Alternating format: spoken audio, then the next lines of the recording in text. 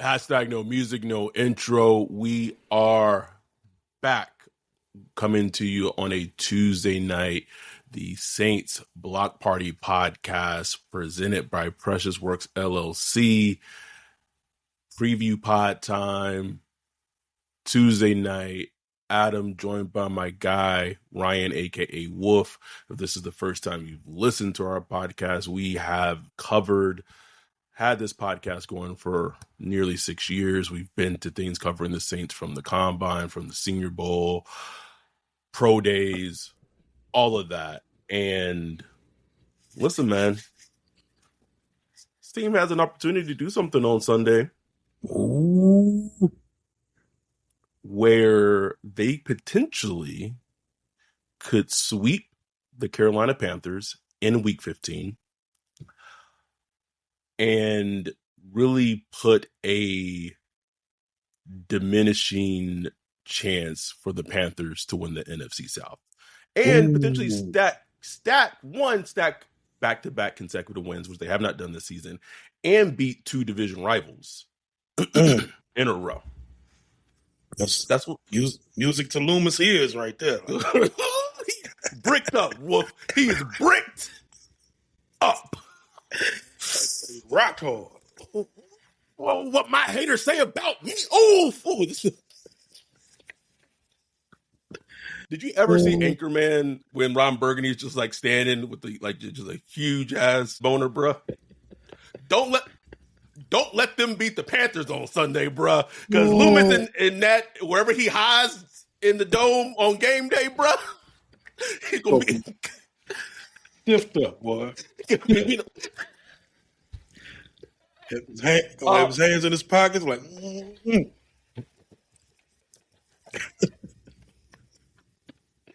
close. Listen, they have it in front of them, and there's an interesting, I guess you could say, juxtaposition or discussion in terms of like, quote unquote, what's best for the team for the future, quote unquote.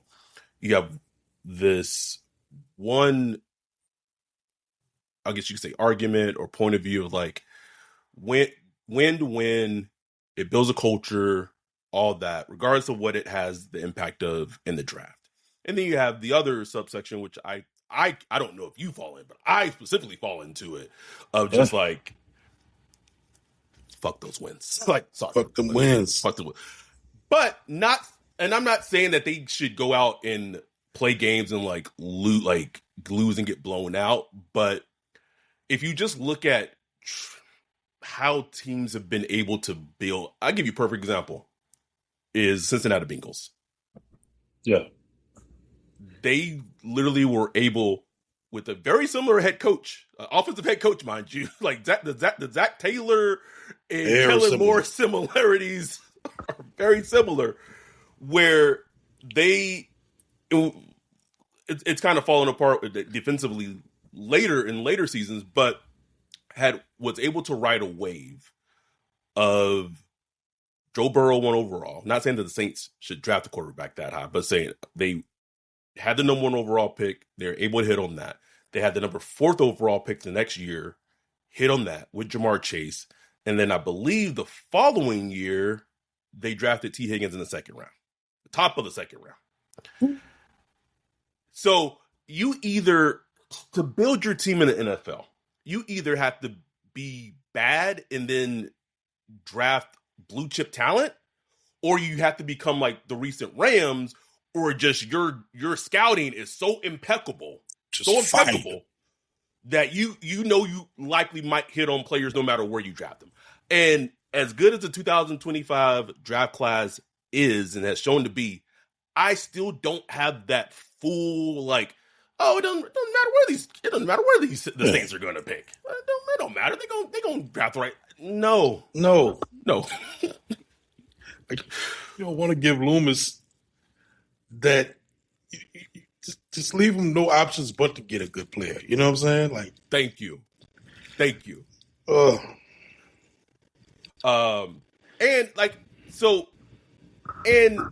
To me, if long as Tyler Shough is balling these last 4 games, I believe it is, regardless of the wins or losses, that to me is the most paramount thing for the rest of the season.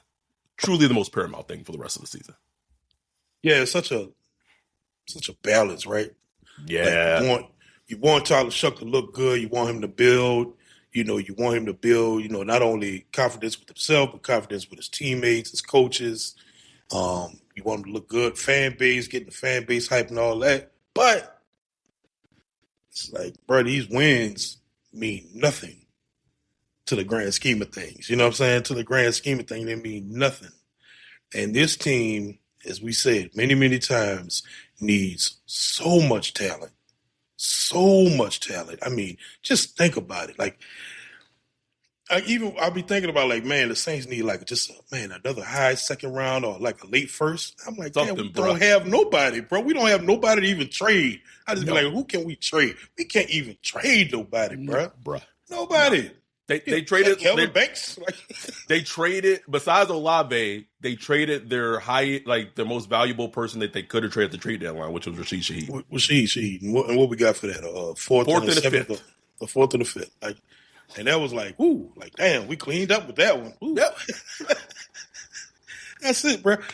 Call Granderson, maybe get you a third, Like, we don't have shit, bro. Like, this team needs talent, man. And it don't matter how we feel about it, whether we want the Saints to lose or not. They're going to go out there trying to win.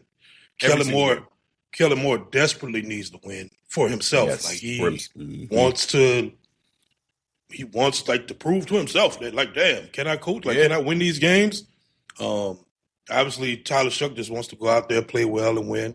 You got vets out there like DeMario and Cam Jordan and all that. They still playing like hard. Yep. They playing like, bro, like Super Bowl on the line, bro. Like, they are out there playing, bro. Like, they're not wired no different way. You know what I'm saying? None. So here's what it is. They're gonna try to win these games, bro. But like, the team is still ass. So it's like, I'm not worried about them like going on. People's like, oh, they might win the last 4 games and all that. It's like, y'all really live in a moment, don't y'all? Like, y'all, like, we just lost to Miami a week before. Now, we beat the Bucks. Great win. Great win. But y'all gotta understand, y'all catching these teams looking at us like, can I say? Okay, so that's something I want to talk about before I hit on that point, because that's why this Panthers game is so interesting to me. But before I hit on that point, like, speaking of that Dolphins game, like, to me that is like the perfect game for the team, bro. Beautiful. Like, you had Shough like flashing that second half off, like, out of structure, making some amazing plays, but late was like Olave dropped that game winner that would have been a game winner. It would have been, bro. And like, Shough still gets that good grade. Like, that's a good grade on Shough. Yes, so, great. And we still lost. And we lost. And they were competitive. Like that. Those are the games. Like, those are the games. And but why this Panthers game? Kevin said, beat the Panthers twice and the Bucks once. # leaving here with something. That would be pretty impressive if they pulled that off this season in terms of division rivals. And they still have to play the Falcons? No. Yes. Falcons one more time. Still, one more time. I think it's the last game of the season. It is. It's the last game of the season. But this Panthers game is so interesting to me because, and I've said this on the podcast, but now this is like the preview pod for it's really like, I was told that the Panthers were like the when they played the Saints earlier in the season, when Shough got his first win, were partying hard. The players were partying hard all week leading up to the Saints game. All week, bro. Like, just going ham. Because at that time, like, the Saints, like, one win. Had one win on the season. And I knew some shit was up that week because they had the Panthers social media team had put like a video out and they had gotten with the Punks, to come in and do like a video to the team because the week before Rico Dow had got like a penalty because he did like the extra pump, and I was just like, that was the week of the Saints game. I was like, oh, these niggas ain't worried about us at all. They ain't worried about us at all, bro. Like, And sure enough, like, and I know I don't want to take anything away from the Saints from beating the Panthers, but not at all. Now that you have the Panthers coming in, are they coming off the bye week? Yes, coming off the bye, coming like tied for first place in the division, and you know that they're not going to overlook the Saints a second time, especially because the Saints just beat the Bucs last week. This game to me is going to be such a good barometer to a degree of like where this Saints team is. Yeah. In the grand scheme of things. Right. Listen, the Panthers are such a Jekyll and Hyde team. Like, you don't know which Panthers team you're going to get. I don't think they've yet to string like 2 good games together this season. Like back to back. And their last game was against the Rams, right? That was their last game? Shit, yeah, I think it was. Beat the Rams, huge, biggest win of the season, like biggest upset of the season. You know what I'm saying? Like huge game. And they bye week in between, and now you face the Saints, who beat y'all a month ago or so. Ooh, I don't know. I have no idea what kind of Panthers team we're going to get, bro. No freaking clue at all. I don't know. I mean, the question is kind of falls on like which Bryce Young are you going to get? That's right. That is really the question of the game is like, are you going to get the Bryce Young that looked like the Panthers that we played earlier, or are you getting the Bryce Young that threw for like 400 or 500 yards like the next week or something like that? Like, I don't know. Don't know. It's crazy. Go ahead. No, I was just saying it's crazy. I really don't know what it is that like lights his fire or whatever. Like, even like the game we played with Tet, like Tet didn't do much in that game, but shoot, the next week and against the Rams, he was balling, making big time catches. So I think the plays are there. Like the plays are there to be made. Even in the game we beat them in, the plays were there to be made, but they just weren't making them. So even in that Bucs game, Emeka Ibuka came wide open. It is wide open. Again, I don't want to take things away from the team. I'm just like they've gotten some good lucky bounces or drops or what have you, and that means it's every team because we've been the receiver of those where the Saints are making those type of plays. So absolutely, one thing that I have seen, especially after the win on Sunday, that I want to talk to you about a little bit. So.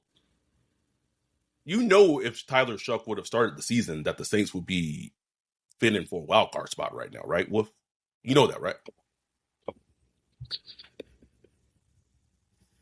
Oh, I've seen that on the timeline. Like this is known knowledge, right? Like if Tyler Shough would have started Week 1 against the Arizona Cardinals, we'd be on our way to winning the division, bro. What you mean? Just needed Shough to start.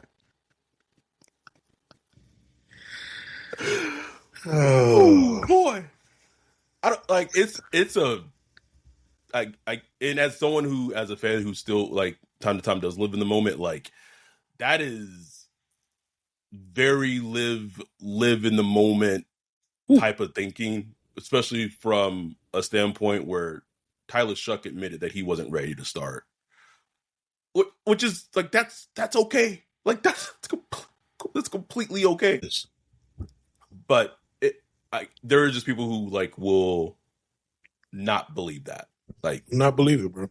Like it's just like how many people do you need to tell you this? Like the head coach, the offensive head coach that picked Tyler Shough is telling you. Tyler Shough is telling you. It's like he wasn't ready, man. And that's okay. Like that's just how the cookie crumbles. We remember the training camp. It took him well into training camp to even start looking like do we want to put him on the field for a preseason game? Because it was looking that shaky. Bro.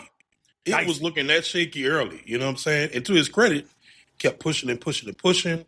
You know, showed some things. Got in the preseason, showed some things, ups and downs. Got to the regular season, and you know they selected Rattler to get the start for the regular season, and it just made sense. Like nobody was shocked by that announcement.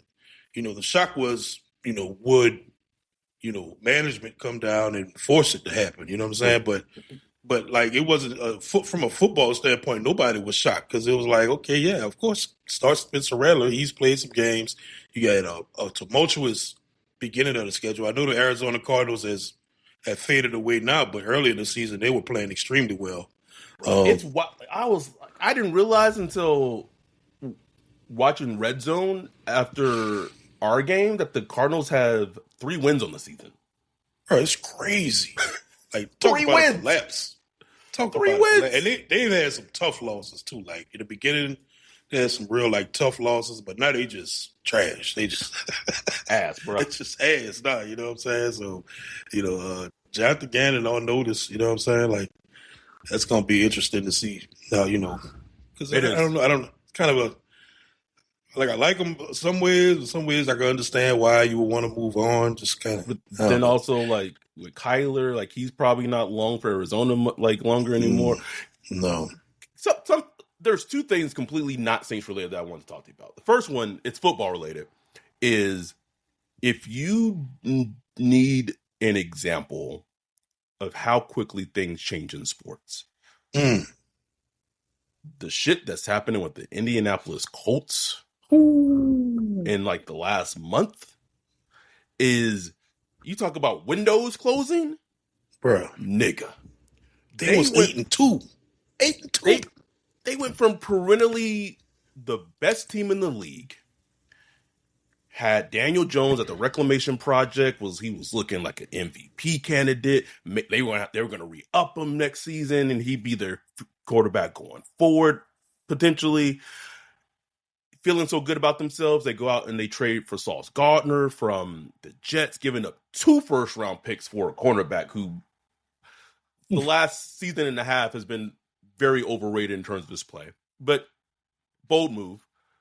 And then Daniel Jones had a fracture in his fibula. They kept playing him.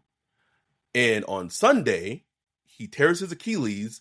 I'm not a doctor. Don't pretend to be one on TV, but I would not be shocked if there was some type of correlation of someone playing on a fractured fibula leading to an Achilles injury because of the overcompensation, whatever. So he's done for the season on torn Achilles, which means he's not going to play this season. Who knows when he's going to play next season? That sucks for Daniel Jones, like in terms of like a financial standpoint. Like that's awful for him. Today they signed 44-year-old Phillip Rivers to their practice squad. And now you don't have a first-round pick this year. And who knows what the quarterback situation is next year, that first-round pick that the Jets have next year, if they don't got a quarterback, that might turn into a top 10 pick. Just like that, Wolf. Just like that. Shit completely has changed for the Colts organization and front office. Ooh, sports is wild, bro. Man. Wow. Cruel. Because I mean, think about the Colts. If you're a Colts fan, it's been a roller coaster. And they signed 44-year-old Phillip Rivers, who hasn't played since 2020.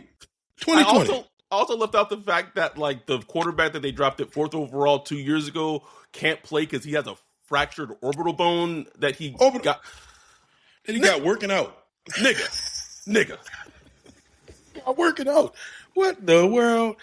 And they went and got Phillip Rivers, bro. Like I still can't wrap my head around this. Like the man hasn't played football in 5 years. Hasn't played football. I don't know if the Colts played the Titans again this season, but like, what happens to him if he gets hit by Jeffrey Simmons or some shit, bro? Like, Jeffrey Simmons, I know they play the Texans like week 18. You gonna put him on Texans defense? Phillip Rivers? He gonna blow his Achilles, bro. I'm not wishing it, but I'm saying, like, come on now. Like, what are we doing? But this is the same team that went out and got Jeff Saturday off ESPN. He'd be a head coach. That's right. Shit. That happened, didn't it? That actually happened. A guy that was on TV said, "Man, just come head coach as well."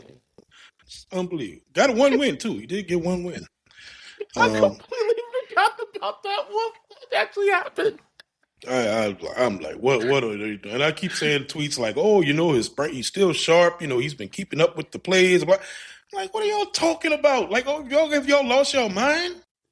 The man has not played football, hasn't been in a training camp, hasn't nothing. There's not. He's lives right out here, like 20 minutes away in Fairhope. Out there coaching his team and all that. Like, what are y'all?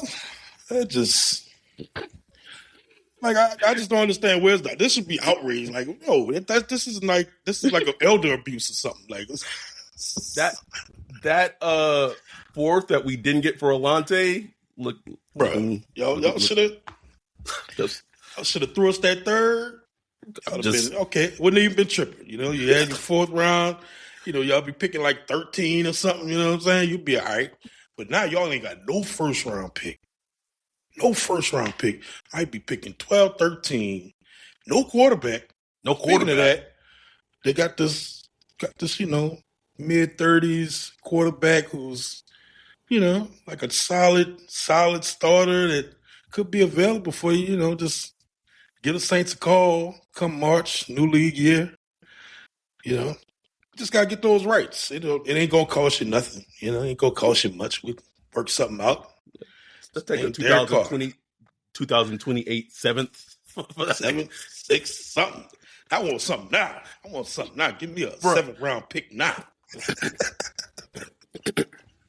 If this had happened earlier in the season, before the trade deadline, and Carr was healthy, because he's still not, it would have been very interesting to see what would happen. Like, because I'm fairly certain that they would have reached out to the Saints for Derek Carr if he was healthy. I bet he would have. I bet Carr people would have reached out. Yes, it's like, look, I'm good. Working out. I'm good. I'm good. You know what I'm saying? Like, I make something happen. Y'all see me and David on the podcast? I'm good. I think so much has happened this season. Like, we forget how wild that saga was. Oh, man.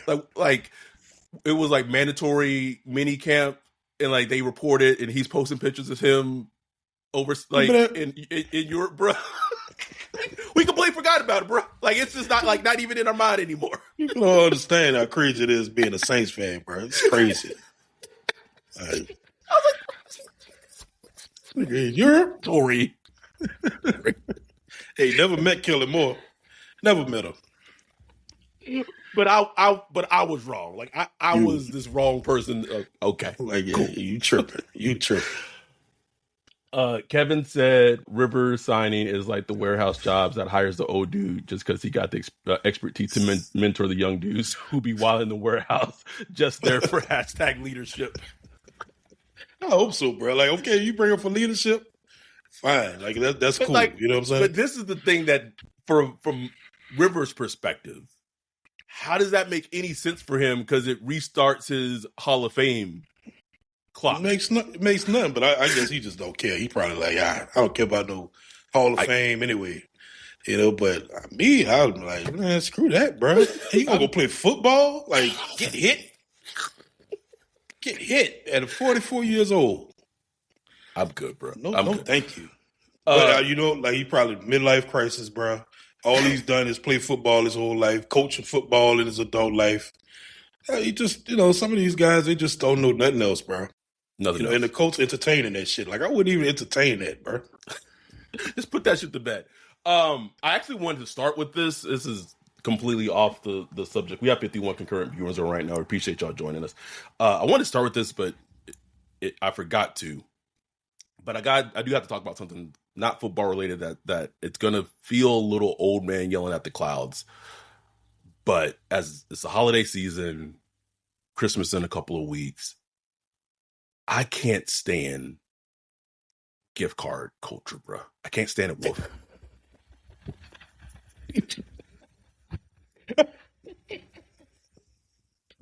I know exactly where you're going with this, man, but go ahead. Go off. Where did we as a society just stop trying to get to know someone? Like, I went to Target today to get some Christmas gift bags, and like there were so many people like at the gift cards, just gift cards. Like, think back to when we were kids. That feeling, Christmas, birthday, whatever it is.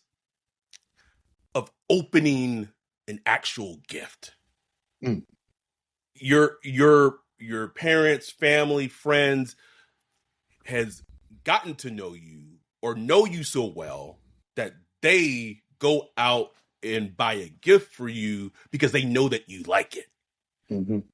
Where did like it kind of like this conversation goes a little hand in hand with the kisses or sauce conversation. Just in terms of like society wise, it's just like this society of like hurry, rush, like, rush. Like dude, people don't even get to like know each other anymore, bro. Like, I'm just gonna give them $25 gift card. And this is not. I don't want this to sound like ungrateful or anything like that. But like, where did we just not all people? Because I love thinking about a great gift to get for those who I care about and I love. Like it just gets me like so excited. Like, oh, I know they about to love the shit out of this. Mm-hmm. So I do think that it's a thing tied to our society where people don't interact and connect anymore. People are so much like on their devices. There's this lack of interpersonal and connection. That I was like, I'm just gonna get it. It annoys me, bro. It drives me crazy.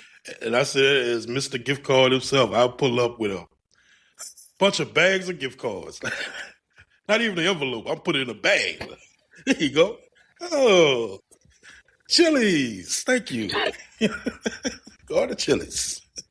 Because, like you said, man, the interpersonal stuff. And plus, everybody just in a rush, man. Nobody has time. Nobody wants to spend the time and put in the effort to actually go shopping and, actually think.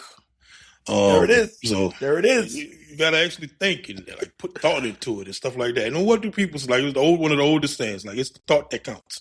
It does count. Like, it actually counts. Like, if somebody gets me a thoughtful gift, don't matter how much it is. It could be $10, a $10 gift, But you put like some thought into it. It's like, oh man, like that shit just blows me away. It's like something I never forget, But a gift card, I take them to. Like, my boss will slide me a little gift card every Christmas, boy. I'll be happy. I'm like, hell I get it, bro. Barrel. I get it.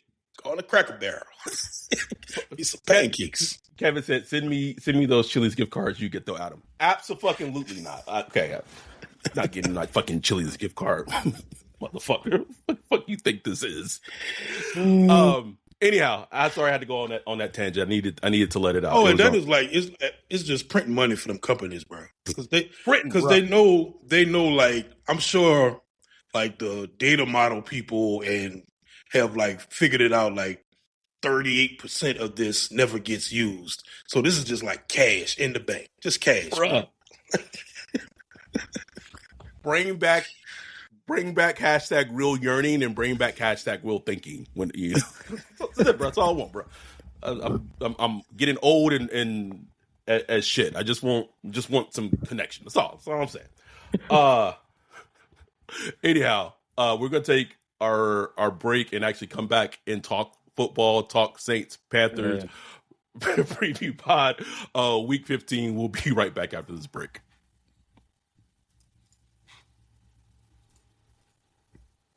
Yo, what up, Wolf? What are you looking at? Man, I'm checking out this website.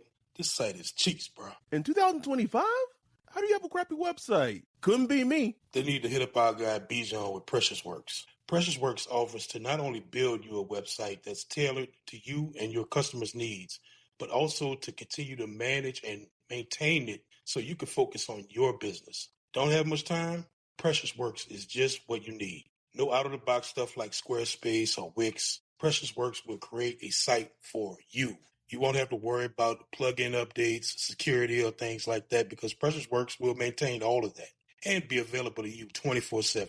Bijan set up Saints Block Party podcast website for us a few years ago and hit it out the park. He also keeps it up to date and helps us anytime we want to add something new like a form or the prospect matching tool that we did for the NFL draft. It's like having your own personal developer just a text or a call away.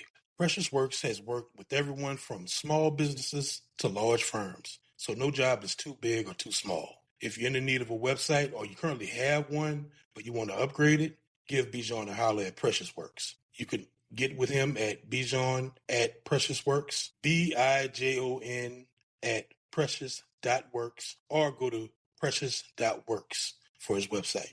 Make sure to tell him Saints Block Party sent you. We are back. All right, we talking football, talking Saints Panthers. How did the Saints win this game? Shough, baby. Do your thing, Shough. Do your thing. I mean, look, bro, like seriously, that's pretty much the game plan. Like Shough, go out there, make those off-schedule plays, but continue building on those in-schedule plays also. Just did the film. That fourth quarter, I know you about that fourth quarter, brother. Beautiful. Beautiful, bro. Beautiful. Like that's the stuff that gets me excited. Yeah, the second reaction stuff, the run and all that, awesome. Like that's football beauty. But like putting your back foot in that ground and throwing that ball with anticipation over the middle, ripping it on third and 8, third and 9, third and 5 when you know the defense coming for you. That's what I like. That's what gets my blood blowing. And that's what he was doing in the fourth quarter, bro. Like, that's what really won the game. Him possessing that ball like that and forcing the offense to move, attacking the middle of the field, attacking the sidelines and stuff like that, and making those plays that, we, talked about, in the offseason when we were, looking at his cutups, like, hey, can he sustain the offense? Can he matriculate down the field and stuff like that instead of just like big play hunting, which he does. He big play hunts. That'll be like some of the sacks you see. He's looking downfield, looking for that big play instead of taking a quick check down and stuff like that. One of the like lowest rated quarterbacks in the league on passes 10 or less yards, like one of the lowest. But he's that checks so much with his tape, bro, because he was not throwing that ball like short in like his last season in Louisville. It was intermediate or it was deep shots. And like think about that, like he had like 2 misses to Taysom in his past game that were just quick little out routes, and they were bad misses. Just bad misses, just missed them. It's like, how do you miss that, bro? But he's 5th in the league among all quarterbacks on intermediate passes. The 10 to 19 yard range. 5th in the league on EPA per dropback, bro. Like he's like up there with like Dak and Jared Goff and all of like it's like what? With these weapons that he has. With these weapons, bro.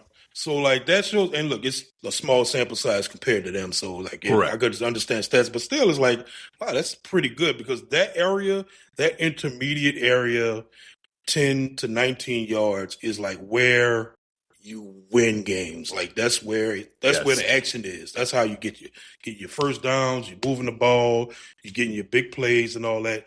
Yes, the deep passes, the 20 plus, yes, we all love those, but those are like 1 or 2 plays a game you get those. But those that 10 to 19 yards, like that's where the action really happens. So the fact that he's succeeding right there like means a lot, man. Like that's like what you want to see from a young quarterback. And he still needs to work on like the layups, just the quick rhythm stuff, those things are important. And he does that, but it's just inconsistent. So he has to work on that consistency in a short area. But I just want to see him do that, man. Continue doing that.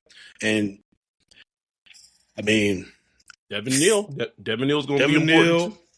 Oh man, like give Devin Neal his props, bro. Like big back be out there wiggling, bro. Like he's not the fastest guy, but he'll get to that edge.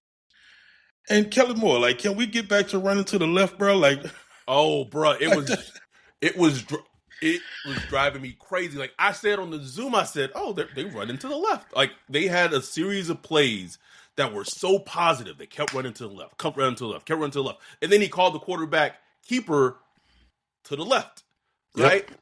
And then in the second half, like I don't know what, but he like started to try to run like to the. I'm like, I get it. Like you got to mix it up and shit. But like, and then he did bust one run. I think it was the biggest run to the right. It was like a 21-yard run by Devin Neal. That did go to the right, And it was blocked well. Like they actually did a good job blocking to the right. Even the tight ends. I was like, look, even Juwan was blocking, bro. I'm like, what is Juwan had a pretty good game blocking on Sunday, bro. Juwan had his best game blocking this past Sunday. That was his best game by far. As someone who watched every goddamn game this season, this was by far his best game blocking and doing his thing. So I don't know. I don't know what that means. Late season Juwan or whatever. The only Saints player on the Pro Bowl voting, Juwan Johnson. Loomis just out here winning, bro. Yeah, like I don't know what y'all talking about. Loomis out here doing a good job. Loomis doing a good job, bro. Never mind, the team got 3 fucking wins. But okay, all right. Time out. How many wins do the Pelicans have? I think they may have 3 wins as well, maybe 4. Anyhow, got 4 now. Maybe that might be 3. No, they're 3-22. Yikes! All right. I'm not gonna say the Zion piece because I don't know if that's out there yet. But you got Zion getting injuries, thinking he owes me in this bitch. I'm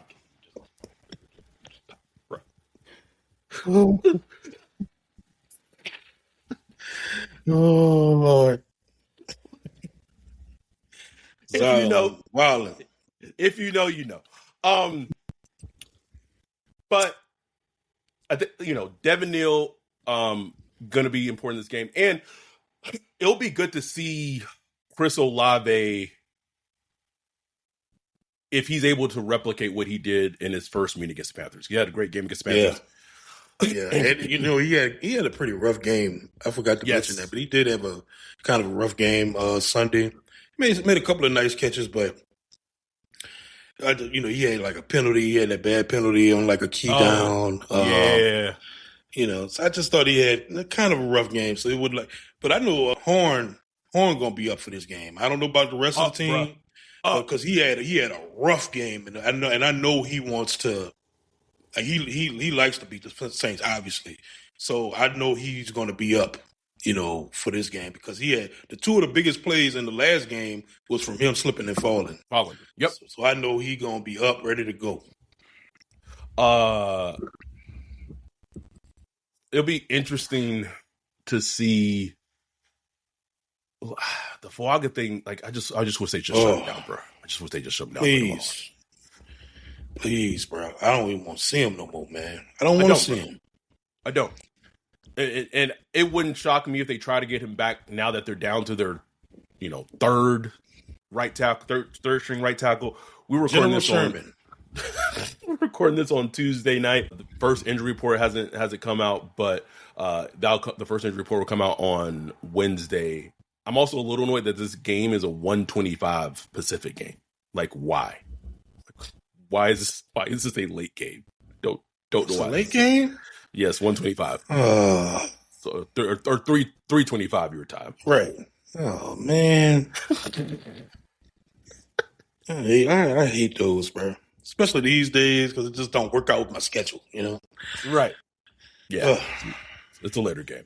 I would like to see more of Audric Estime sprinkled in. Can we get a little more of that? Because he got some juice and wiggle that we haven't. I was like, that one run play, I was like, oh shit, like that looks different. it looks different. Ain't that something? Think he can be back? I don't even know what his injury is. What is his injury? I don't know, bro. I would say probably not. I don't know. I'd say probably not. Probably not. I don't know. Yeah. But I mean, look, the Valet Shough connection is working. Like keep working. Keep going to that well. Work in the middle of the field. Big target. I like Valet, man. I like just looking at him closely. I like a lot of the little things he does.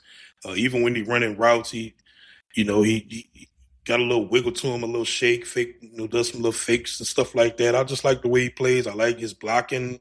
He's very aware. He's aware of everything that's going on the field. Eyes always open, showing I just like the way physical, dives, catches. I just like him overall. Like Sean Payton scouting was right, bro. Sean, I'm not saying he's costing, but like It's just that type of player he remind you of. Just not just the Right. size, but just that kind of selflessness that's going out there and play. That's a good word. Reminds me a lot of Colston. So that's some good scouting by him. Process sucked. We know about it. We talked about it ad nauseum. Still sucks. I don't even care if he's playing well now. But the player is good. I think it was either Kevin or Mark that said he's turning 28 this week. I know they lied. No, bro. I think it's true, bro. No. 28? Hey. Hold on. He turns 28 on December 12th. Damn. Wasn't lying, bro. I wouldn't lie to you. I said in the Discord, by the time his rookie contract ends, he's going to be 30. Deuces. Call it a career. Hey, I say, look, if we get a 2 year, like a year or two more out of him, and it helps develop the quarterback. It's a win. You know what I'm saying? It's a win. It's a win. I'll take it. But obviously this team still needs much more juice. If he ends up like your QB, wide receiver 3 for the next 2 years, okay, that's awesome. Like I take that. But yeah, keep going to that connection. Like keep making that. It's working. Like Kellen Moore needs to like get back in the lab and like, okay, how can I make this work more? You know what I'm saying? Like because they started attacking in the middle of the field.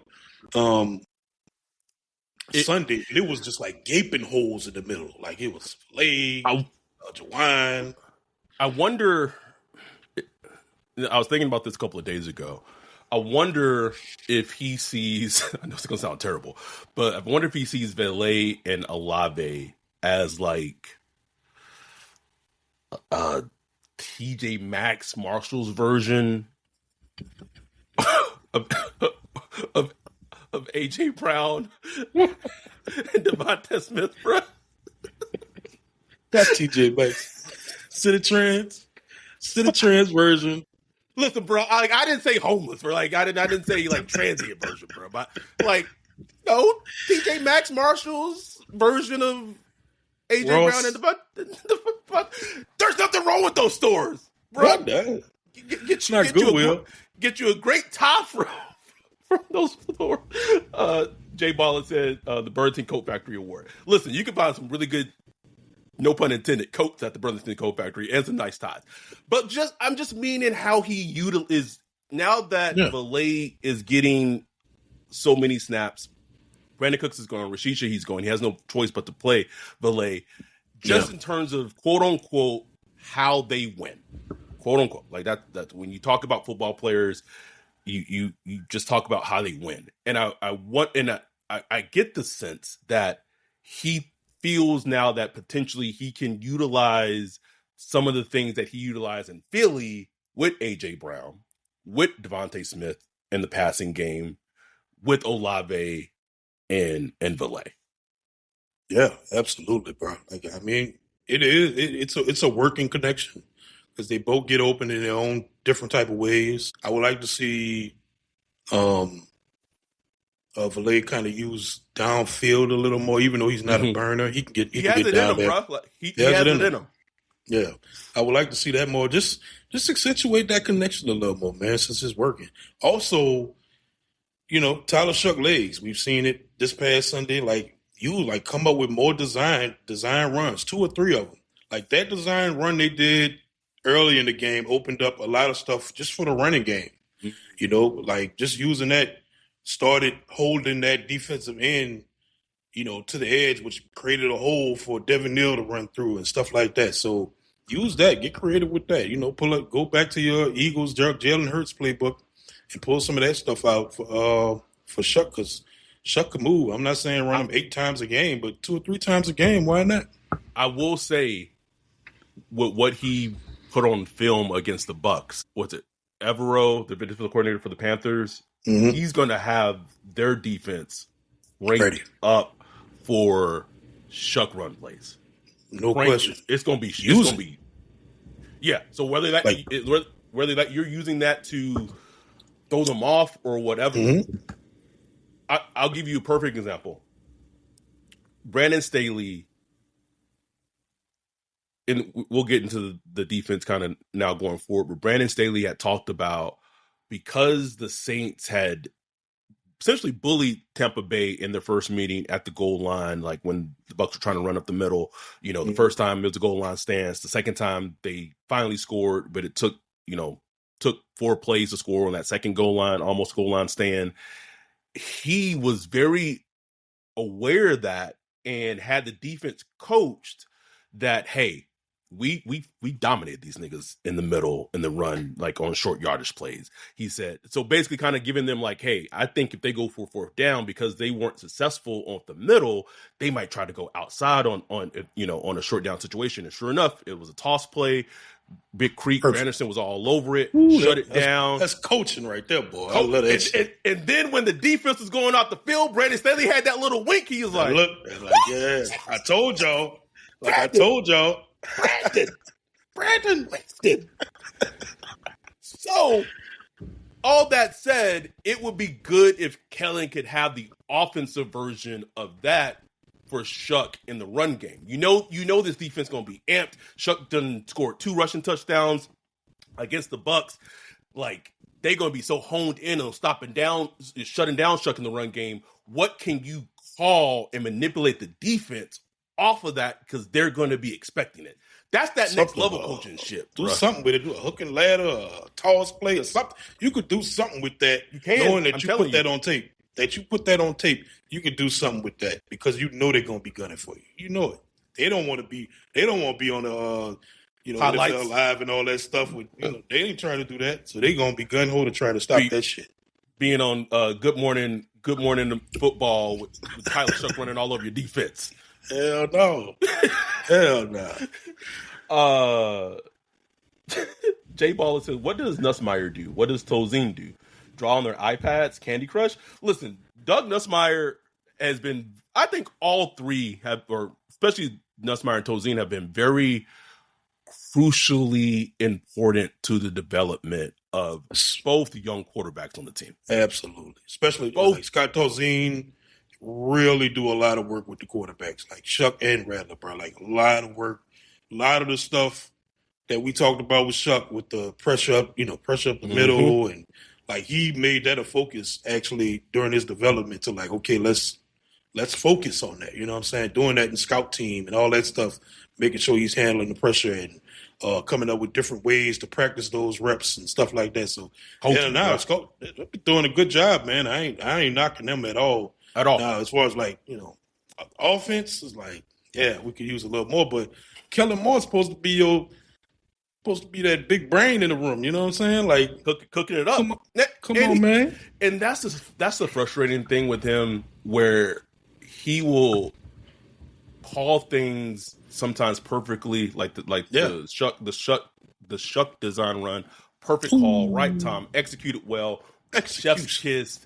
But then on like this 3rd down that would have iced the game, he's calling like this weird, bro. I don't even know what that play was, Wolf. I have no idea what that fucking play was. I don't either. I'm like, why would you call that on 3rd and 11? I was just, it blows my mind. But you're right, bro. Like when I was watching the tape, I was like, that's nice. Oh, that's nice. Like he designs some nice stuff sometimes, bro. Like route concepts and stuff like that puts the defense in a quandary.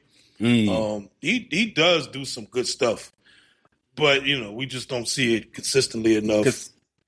And like the bigger head coaching stuff of like, not challenging for the 1st down on that run, and then like, and he did say that was because they didn't play the replay, which was still kind of his fault, because he said they were in no huddle, so they got the offense back out there. So they didn't play the replay back of the 1st down or whatever, what should have been the 1st down. Right. So they didn't have a chance to really get a good look at it, to challenge it or whatever. But I'm like, man, come on, man. You're supposed to be sitting there watching it, like, supposed to be right there, looking at the line. And then he admitted and said that he should have challenged it. It's like, yes, we know. We're well aware. All right, let's wrap this up talking about Saints defense going against this Panthers offense. Shout out to our dude Cody Alexander for posting that over the last month, the Saints have been a top 5 defensive unit one? Top 5? Top 5 in EPA allowed, bro. Top 5. What? What? And look, I had a lot. We're going to play the. Go ahead, dude. You was about to go on a break. Oh, we don't have one this week. We good. Oh, okay. No underdog. Still underdog. Block party. Anyway, yes. It's like people was in my bitches like, oh, trust your eyes. This is not a top 5 defense. I'm like, yeah, I get all that. Like, I get it, but like, come on now, we taking small wins. Like, please, this is a defense that is not talented. We know this. So to be able, like, this is what you want to see. You want to see the coaching come through and find those little ways to win and manage the game. And they have not been getting blown out, bro. Like, yes, we had the Seattle game early in the year, which was largely special teams. The Buffalo Bills put up points towards the end of the game. But overall, even in that Buffalo game, bro, like there was a period that game was tight. Where the Bills were the one thing I asked for is I wanted Josh Allen on the sideline the fourth quarter stress. That whole team was stressed. They were like, are we gonna lose to? Yeah, we gonna lose to this? And a lot of that because did the Saints have one? Shanker had an interception that game. The defense played well in spurts against the Bills. The worst game defensively that they've played were the Rams. Like from always the Rams. Start to finish. Like, just Sean didn't look like they belonged on the field. Right. I was at the game. I was like, oh my God. Like shit was just wide open almost every snap. I was like, we don't deserve to be here. But you gotta give credit to Brandon Staley because he was someone who was a concern of ours as a hire. Coming from a situation where there wasn't quote unquote like a lot of talent on this defense. He was with the Chargers when he had Bosa, he had Darren James, he had Khalil Mack, and even those defenses were highly underwhelming. We were like, oh God, what is he going to do with this defense? Taking the year off, being in San Francisco, having that reset year, he has probably done. I'm going to say it, like especially like this last month, but just he has probably done some of his best overall coaching as a defensive coordinator in his career this season. I agree, man. I agree because that's what like when you talk about coaching, that's what you really look for. It's like okay, we know you could take Hall of Fame, Pro Bowl, all pro players and play great defense. Like, okay, shocker. Like, yeah, you could take great players and do good football, of course. But if you could take players, with lumps that aren't perfect, that, aren't good at everything, that are young, some are old, and you could just have them perform as a unit and find ways to put your team in a winning position, that's when you're showing me something as a coach. Like, that's when you're showing me something. And that's pretty much what they do, bro. I know it's frustrating sometimes watching it. Oh God, they're not good against the run.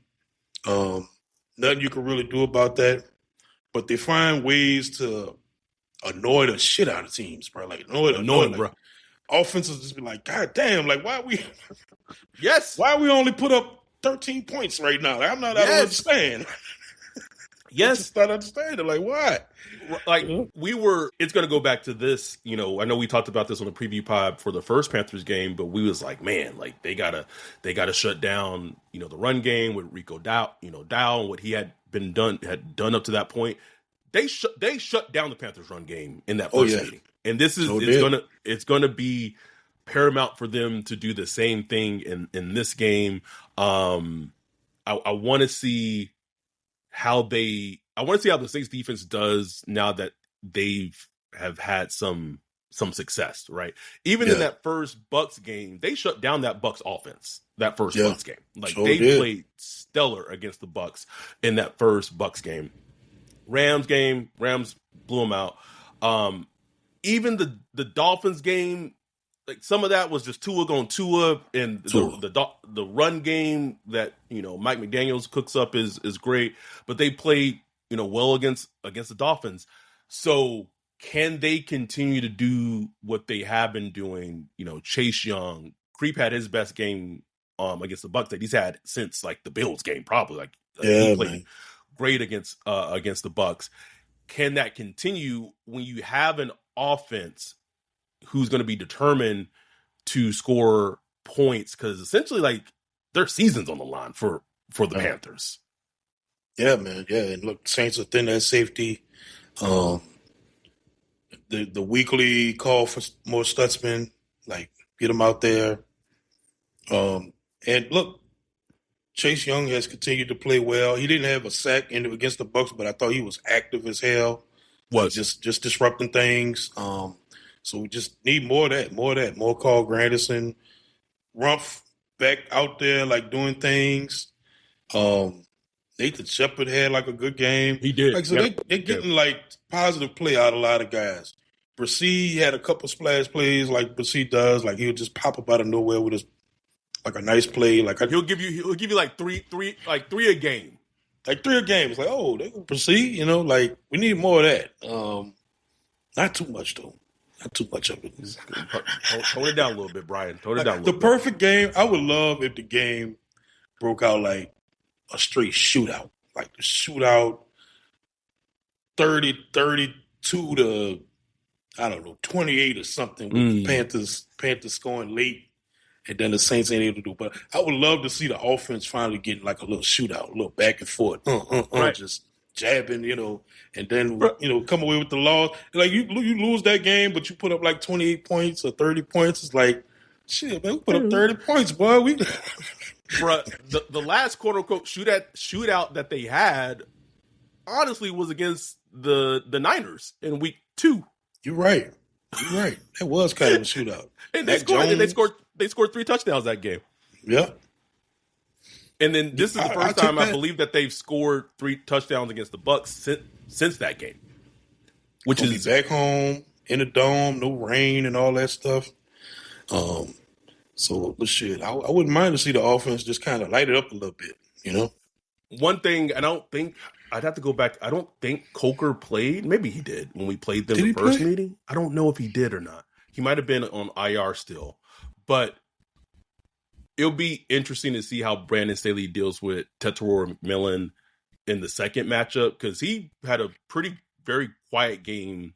Very quiet. And I seem to remember watching that tape, and he was getting open. Like, Tet was getting open, but either Bryce wasn't hitting him, or when he did hit him, he would drop it or whatever. Like, you know what I'm saying? This was an inconsistent game for like the whole offense. So if he gets to cooking, Tet, ooh, boys, he could put it on. He could put it on Kool-Aid, bro. He could put it on Kool-Aid. And the way the Saints offense is, like, he's so good at finding those soft zones, and that's what the Saints like to do. Yes. He's so good at finding those zones, bro, where it don't even really matter who he going against, per se. He just knows how to find those holes in the offense. It's all on Bryce Young. Will he have enough time to get there and, you know, get there? Because if they're not rushing Young and he has 3-4 seconds to stand back there and scan the field, it's going to be a long day. Long game. Tony said before the season, we all thought the defense was going to be in the same zip code of the 2012 defense. Pretty damn good job of coaching by Staley. Yes. Absolutely, bro. Seriously, I thought it was going to be one of the worst defenses. I thought it was going to be worse than last year, and it was terrible last year. Yes. So to be like much improved from last year, I'm completely to the point where you can look at the defense and say like, okay, if they had this, and this, now we got something. You know, like, this is why, like, I'm still at the point at, you know, they're picking 5 overall right now. Don't think, you know, Arvell Reese is going to be there, but just the thought of Brandon Staley getting him like an Arvell Reese, and I know people are not going to want to hear it. I know people aren't going to want to hear it, and people don't think he's like that great. I don't think people understand how difficult it is to scout safeties, especially for safeties who don't get a lot of interceptions. It's hard, man. NFL scouts will tell you it's hard. It's incredibly difficult.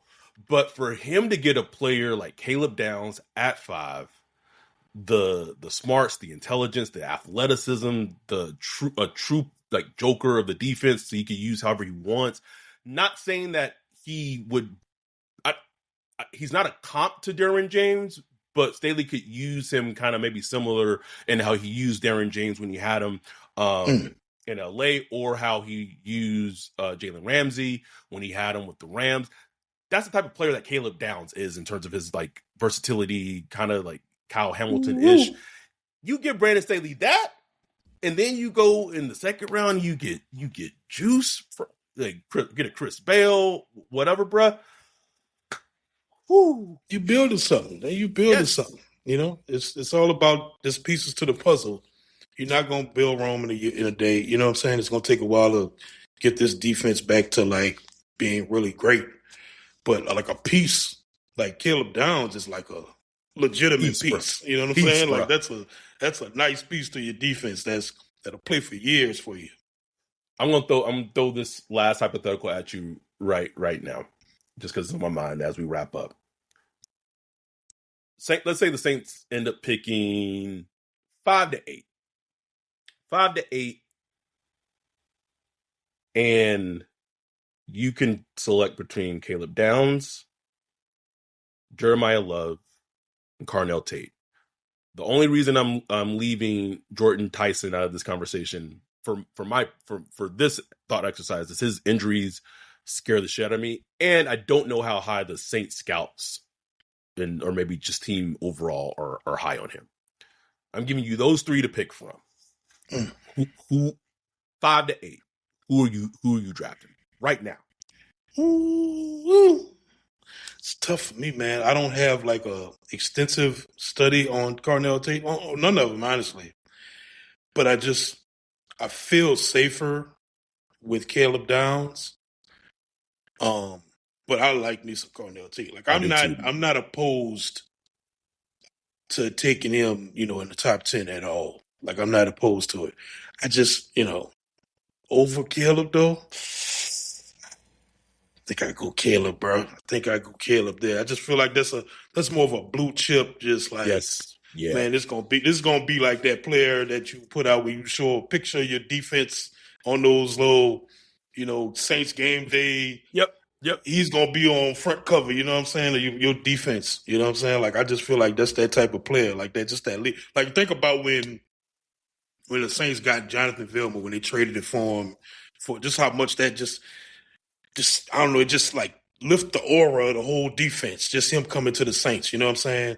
I feel like Caleb Downs could be that type of just player for the Saints. As like the old guard passes on, Cam Jordan might have a year left, Demario Davis. You need some of those big dogs to come through. Yep. And I think Caleb Downs could be that. I do too. I think if you were to give me the order I would go in, it would be Downs, Tate, and then Love.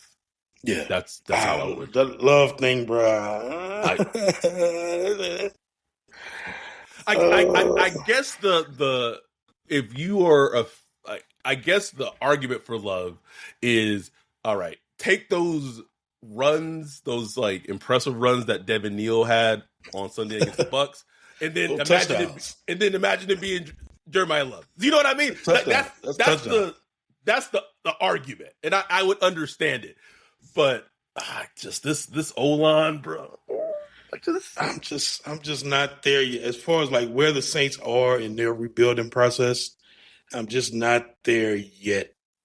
And I'm not saying I wouldn't take a running back early, but like the talent got to be like if it was Bijan Robinson, give me, bro, give me. I wouldn't even question. Give me, not at all. Don't care, give me. But and then this is not a knock on Jeremiah Love, really good player, but he's not like. Just like, man, that's an exceptional talent at running back. I don't know if he's exceptional like that. You know what I'm saying? Really, really good, but not exceptional. This sounds weird to say, but I feel like he's on the similar tier, at least for me as a draftnik, as Ashton Genty was as a prospect. Right. Spot on. Like really good running back, good running back prospect, but not elite. Exactly. In terms of like of just a running back prospect, like Bijan Robinson was an elite running back prospect, like without question. My white whale, bro. Love me some Tide. One more question. Drew asks, "Are we sure about Fuaga? I hate to be that guy, but is it because the Saints have had to Is it because the Saints have had to pass too much from behind? Yeah, the Fuaga thing is concerning. I don't like talking about it. The last game he played just left me really worried about him. Not just from injury standpoint. I'm like, man, is he still good? Like, oh no. And I just don't even want to talk about it because I don't want to think about offensive line no more. I'm tired of it. I'm sick of it. And look, he's been banged up all year, like ankle, back, knee, everything. So like he gets a full pass this year for not playing like exceptional, obviously. And he did a position switch, even though he was his OG position. Like I completely get it. So like let's just let him. That's why I say shut him down. Like just shut him down. Focus on whatever you got to do, surgery, rehab, rest, whatever.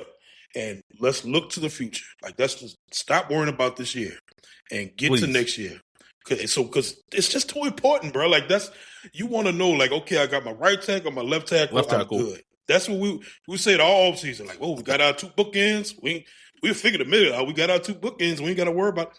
That's what I want to feel like next year. I don't want to think about no right tackle. Come on, man. Don't, bro. I'm sick of this. This is a very like Mark thing to say, but like Fuaga retirement shit during the off season would feel like a shotgun blast in my goddamn chest. Whoa. My dog going back to where you from? I don't know, Samoa or something. He just gone. Retired, bro. Game not in me anymore, bro. I'm gonna walk around wearing these goddamn socks and flip flops, bro. Just that Mickey got to go and draft Proctor or whoever. I don't know. Fanu from Utah. We ain't even having no draft meet up, bro. Just don't, bro. Just go do a Zoom, bro.